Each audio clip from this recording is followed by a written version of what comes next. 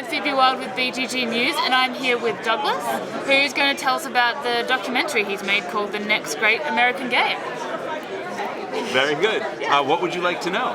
Well, tell us a bit about what it is, the work you've done together, the idea behind the documentary. Sure. My idea was to make a documentary sort of set in the board game world, and I didn't know exactly what that documentary would be, but I saw that short film, Kane's Arcade, which was about a kid who made a cardboard arcade. It was amazing. I thought, oh, I know people who make things out of cardboard that you play with and things like that. I know some designers. And so I thought, oh, okay, I could make a movie about board game designers. No one's ever done that. I thought it would be a really interesting thing to do. And so for about 5 months, I started interviewing people. I interviewed Alan Moon, I interviewed publishers, I interviewed new designers pitching games, that sort of thing. And then I ran a Kickstarter.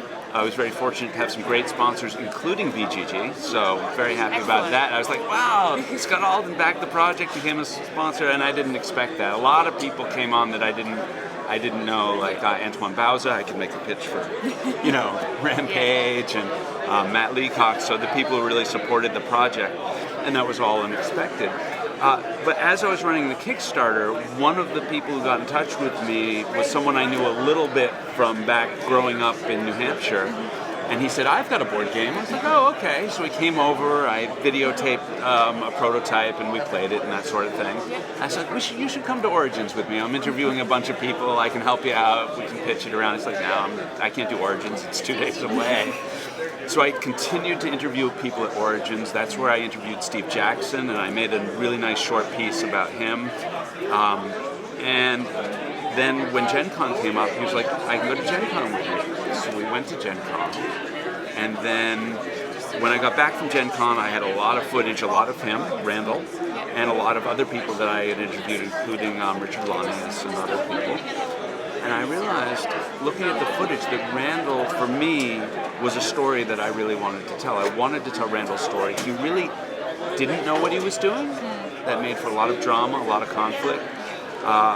And he was very open about living with bipolar disorder. And that, to me, was an interesting layer on the film. And I thought, oh, I'm really going to spend the next year of my life with this guy, after interviewing some really well-known designers. And I was like, yeah, I think that's the story I want to tell. Yeah, that's really excellent. So you kind of follow him becoming a publisher, essentially, and developing his games and things like that? Right, and that is one thing I really wanted to do, is show how the development process works, right? How does someone get feedback from publishers? How does someone revise their game, work with playtesters, that sort of thing? And again, it was a different thing because he was completely new to the board game world, which I thought was good because he gets a lot of feedback. The industry is most people will listen to anything and they'll give feedback, but it'll always be very honest feedback and very blunt and say, this is what works about your game, this is what doesn't, this is why it's right. And so I really like that part of it. Excellent. So what did you learn from watching his journey through, the mistakes he inevitably made and the successes that he had? What would you say, if you were talking to an upcoming designer or a publisher, what would you say what to do or what not to do? Well, the whole movie is that, in a way. One of my favorite scenes is Mike Ray, who sort of worked for Hasbro and a lot of different, he worked for TSR at one point, really, really smart guy. And we went to his sort of underground lair, like wall-to-wall games and everything. Very nice. And he said to Randall, the most important thing you need to do is listen. Yeah. Right? You really need to be able to take feedback and listen. And much of the journey, the story of the film, is about Randall learning to listen. Because he's not a great listener. But any creative artist, Randall in his real life is a graphic designer. He's a professor of graphic design, so he's a professional, but he was new to game design. So learning to accept feedback and criticism and integrate it was really part of his journey. Yeah. Well, the designers I've talked to, and I guess this is what you found in your documentary as well, is that it's finding a fine balance between hanging on to your baby, the game that you love, that you've created, and then kind of letting it go a little bit and changing it, allowing other people to change it for you. Right, and one of the things that he did was he finally came up with an iteration of the game. I don't want to totally ruin everything, but where he did take a lot of the criticism, and then after the movie, he kind of went back to the original theme, but a lot of the things that he learned by making the major changes went into the game, and the game plays 100 times better than it did in the movie. It's really streamlined, it's a lot of fun, and yeah. Awesome. So this documentary is having a screening at BGG.CON tomorrow, in fact. Yes. Which will be a few days ago by the time you're seeing this video. But we hopefully, it's now out on its Dog and Pony show. It's going to various things. I'm hoping we'll be screening at Origins, hopefully screening at Gen Con. Of course, the movie is available in digital download from our website, which, if you don't mind, I pitch. Yeah, go ahead. tabletopmovie.com. You can see a trailer there, and definitely that will give you a sense of whether it's right for you.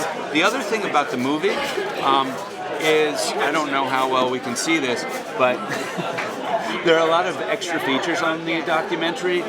We have interviews with, let me just read these off, Klaus Teuber, Reiner Knizia, Steve Jackson, Matt Leacock, Richard Garfield, Alan Moon, Antoine Bauza, and Eric Lang. I did that for a few reasons. One is I thought it was important to have a sort of a counterpoint to a new designer to really show, I'll let you hold this more, to really show what established designers, what their process was like and what they were thinking about. I think Alan was one of our first interviews, and we talked Chris Handy interviewed him for over an hour. He was fantastic. I only had 20 minutes with Richard Garfield at Essen, but there were some of the best 20 minutes about game design that I've ever had, because he's just so smart.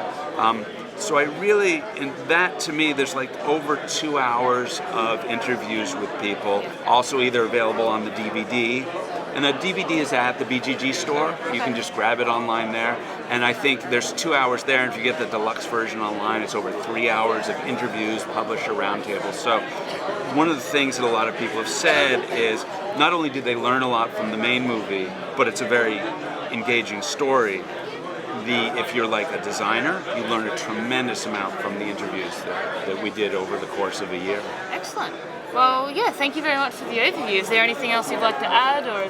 I want people to see the movie. I don't care if they come to one of the screenings at one of the cons, which is great. I get to meet people. Download the movie, grab a DVD, whatever it is that, I'm like a game designer. Game designers want their games to be played. I want my movie to be seen by everyone who's in this hobby. Yeah. Awesome. Well, there you go. The next great American game. Thank you very much for watching. And thank you. Thank you.